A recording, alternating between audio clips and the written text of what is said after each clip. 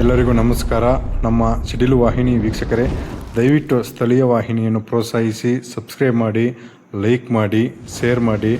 ಇದೇ ರೀತಿ ನಮ್ಮನ್ನು ಗೆಲ್ಲಿಸಬೇಕು ಅಂತ ತಮ್ಮಲ್ಲಿ ಮನವಿ. ಗುಂಡ್ಲುಪೇಟೆ ತಾಲೂಕಿನ ವಿವಿಧ ಗ್ರಾಮದಲ್ಲಿ ಅಭಿವೃದ್ಧಿ ಕಾಮಗಾರಿಗೆ ಶಾಸಕ ಎಚ್.ಎಂ. ಗಣೇಶ್ ಪ್ರಸಾದ್ ಗುದ್ದಲಿ ಪೂಜೆ ನೆರವೇರಿಸಿದರು.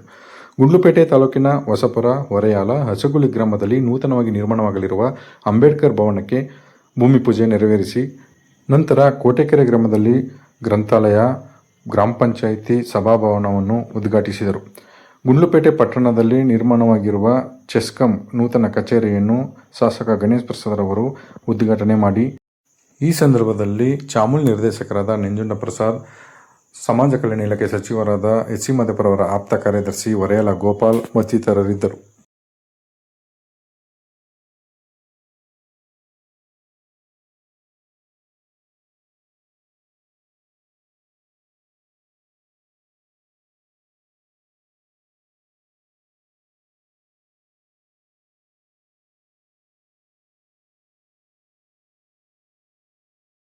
ಈಗ ನೀವು ಅನುದಾನ ಕೊಡಿ ಅಂತಾರೆ, ನಾನು ತಿರ್ಗಿ ಅಲ್ಲಿಗೆ 10 ಲಕ್ಷ ರಿಪೇರಿ ಮಾಡಿಸಿದ್ರೆ ತಿರ್ಗಿ ಅದೇ ಪರಿಸ್ಥಿತಿ ಬರುತ್ತೆ. ಹಾಗಾಗಿ ದಯವಿಟ್ಟು ನನ್ನ ಕಿವಿ ಮಾತು, ನನ್ನ ವೈಯಕ್ತಿಕ ಒಂದು ಸಲಹೆ ಏನು ಅಂದರೆ ಉಪಯೋಗಿಸಿ. ಅದನ್ನ ಸುಮ್ಮನೆ ಬೀಗ ಹಾಕೋದು, ಅವರು ನಾಳೆ ಬರಲಿ ನಾಳಿದ್ದು ಬರಲಿ ಅನ್ನೋಕ್ಕಿಂತೆಲ್ಲ ಹೆಚ್ಚಾಗಿ ಉಪಯೋಗಿಸ್ಕೊಂಡ್ರೆ ಖಂಡಿತವಾಗೂ ಅನುಕೂಲ ಆಗ್ತದೆ. ಯಾಕಂದರೆ ಗ್ರಾಮ ಪಂಚಾಯತಿಲೇ ಇರ್ತದೆ, ಅದು ಗ್ರಾಮ ಪಂಚಾಯತಿ ಹ್ಯಾಂಡ್ ಓವರಲ್ಲಿ ಇರ್ತದೆ. ಸೊ ಯಾರು ಬೇಕಾದ್ರೂ ಎಂಥ ಕಾರ್ಯಕ್ರಮ ಮಾಡಿದ್ರು ಸಣ್ಣದಾಗಲಿ ದೊಡ್ಡದಾಗಲಿ ಇರ್ತದೆ, ಜಾಗ ವಿಶಾಲವಾಗಿರುತ್ತೆ, ಮಾಡೋಕ್ಕೆ ಅನುಕೂಲ ಆಗ್ತದೆ ಅಂತ ಹೇಳ್ತಾ ಈ ಒಂದು ಕಾರ್ಯಕ್ರಮದಲ್ಲಿ ಭಾಗವಹಿಸಿದಂಥ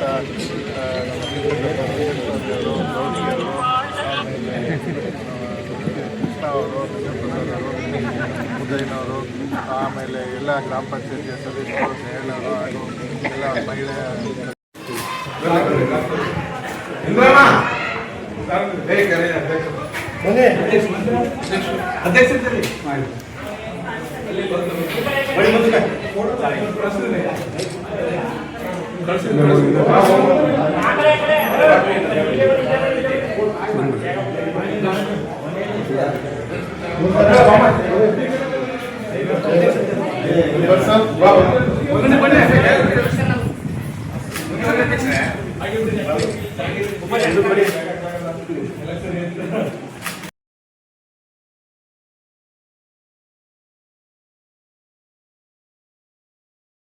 ಇಡೀ ತಾಲೂಕು ನೋಡ್ಬೇಕು.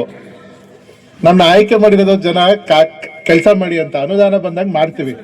ಒಂದೊಂದೇ ಊರಿಗೆ 10 ಸಲ ಆಗ್ತಾ ಹೋದ್ರೆ ಬೇರೆ ಊರುಗಳು ನಮ್ನ ಏನ್ ಮಾಡ್ಬೇಕು? ಓಟ್ ಹಾಕಿರೋರು ಕರೆದಿರೋದು ಸನ್ಮಾನ ಮಾಡಕ್ಕೆ. ಸನ್ಮಾನ ಮಾಡಿಸ್ಕೊಂಡ್ಬಿಟ್ಬಿಟ್ಟು ಇಲ್ಲೋ ಕೋಟೆಕೆರೆಲ್ಲೋ ಬೋಗನುಂಡಿ ರೋಡ್ ಮಾಡಿಸ್ಕೊಡಿ ಅಂದ್ರೆ ನಾ ಏನು ಉತ್ತರ ಕೊಡ್ಲಿ?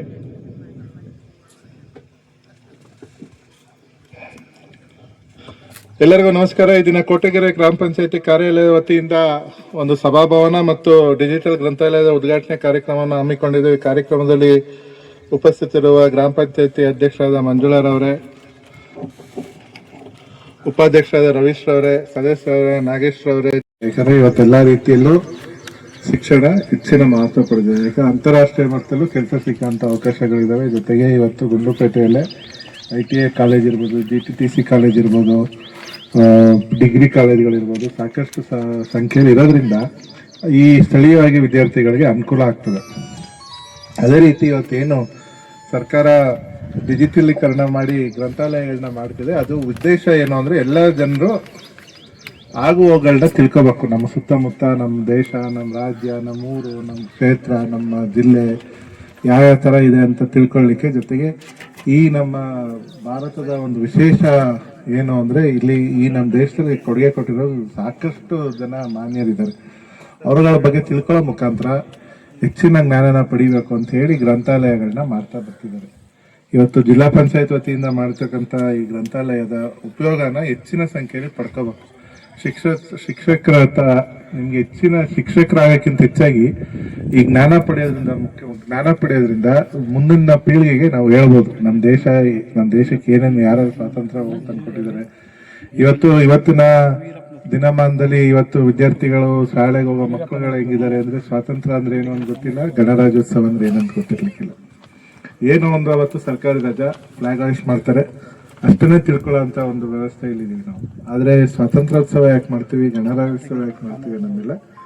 ನಾವು ತಿಳಿಸಿದ್ರೆ ಜನಕ್ಕೆ, ಮಕ್ಕಳಿಗೆ ಮುಂದಿನ ದಿನಗಳಲ್ಲಿ ಅವ್ರಿಗೆ ಅರ್ಥ ಆಗ್ತದೆ ನಮ್ಮ ದೇಶ ಯಾವ ಥರ ಇತ್ತು, ಯಾವ ಥರ ಆಗಿದೆ ಅಂತ. ಇವತ್ತೊಂದು ದಿನ ಜನ ಹೆಂಗೆ ಅಂದರೆ ಇವತ್ತೇನಿದೆ ಅದ್ರ ಪ್ರಕಾರ ಜೀವನ ಮಾಡ್ಬಿಡ್ತಾರೆ. ಹಿಂದೊಂದು ಯೋಚನೆ ಮಾಡಕ್ ಹೋಗಲ್ಲ, ಮುಂದೊಂದು ಯೋಚನೆ.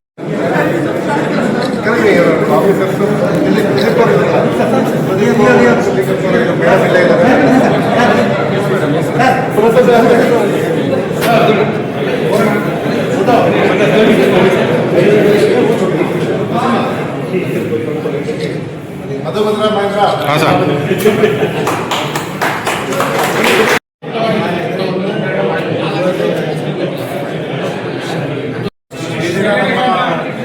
ಪಟ್ಟಣದಲ್ಲಿ ಕೆಎಬಿಯ ನೂತನ ಕಚೇರಿ ಉದ್ಘಾಟನೆ ಕಾರ್ಯಕ್ರಮ ಹಮ್ಮಿಕೊಂಡಿದೆ. ಈ ಕಾರ್ಯಕ್ರಮದಲ್ಲಿ ಉಪಸ್ಥಿತರಿರುವ ಪುರಸಭೆ ಅಧ್ಯಕ್ಷರ ಮಧುಸೂದನ್ ಅವರೇ, ಉಪಾಧ್ಯಕ್ಷರಾದ ಅಣ್ಣಯ್ಯಸ್ವಾಮಿರವರೇ, ಕಾನೂನು ನಿರ್ದೇಶಕರಾದ ನಿಧಿ ಪ್ರಸಾದ್ ಅವರೇ, ಪುರಸಭೆ ಸದಸ್ಯರಾದ ಕಣ್ಣಪ್ಪರವರೇ, ಕೆಪಿಎಂಸಿ ಅಧ್ಯಕ್ಷರಾದ ನಾಗರಾಜರವರೇ ಹಾಗೂ ಪುರಸಭೆ ಸದಸ್ಯರ ಶ್ರೀಧರ್ ದೀಪುರ್ ಅವರೇ ಹಾಗೂ ಬ್ಲಾಕ್ ಕಾಂಗ್ರೆಸ್ ಅಧ್ಯಕ್ಷರಾದ ರಾಜಶೇಖರ್ ಅವರೇ ಹಾಗೂ ಉಪಸ್ಥಿತ ಎಲ್ಲ ಕಾಂಟ್ರಾಕ್ಟರ್ಸ್ ಅಸೋಸಿಯೇಷನ್ ಅವರೇ ಮತ್ತು ಕೆಎಬಿ ಡಬಲ್ಇ ಆದ ಪ್ರದೀಪ್ ಅವರೇ, ಎಡಬ್ಲ್ಯೂ ಆದ ಸಿಂಗ್ ಸ್ವಾಮಿರವರೇ ಹಾಗೂ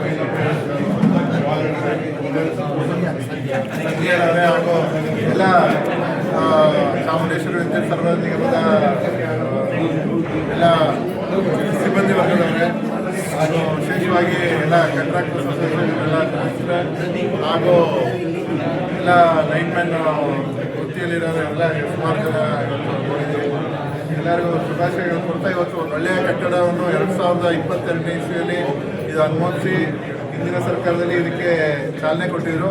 ಇವತ್ತು 80 ಲಕ್ಷದ ವೆಚ್ಚದಲ್ಲಿ ಕಾರ್ಯಕ್ರಮ ಕಟ್ಟಡವನ್ನು ಕಟ್ಟಿ ಇವತ್ತು ಉದ್ಘಾಟನೆ ಮಾಡಿದ್ದೀವಿ. ಬಹುಶಃ ನನ್ನ ಪ್ರಕಾರ ಗುಂಡ್ಲುಪೇಟೆಯಲ್ಲಿ ನನ್ನ ಅವಧಿಯಲ್ಲಿ ಉದ್ಘಾಟನೆ ಆಗ್ತಿರೋ ಪ್ರಥಮ ಕಚೇರಿ ಅಂದರೆ